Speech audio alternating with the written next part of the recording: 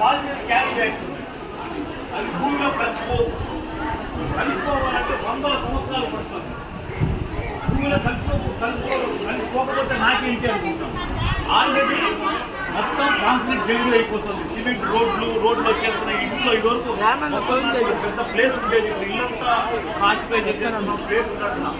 వర్షం పడితే భూమిలో నీళ్ళు ఇంకా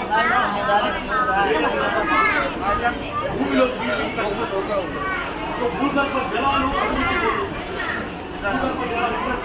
అవి తిన్న జంతు జాలాలు అనడం ప్లాస్టిక్ మళ్ళీ బయటికి రా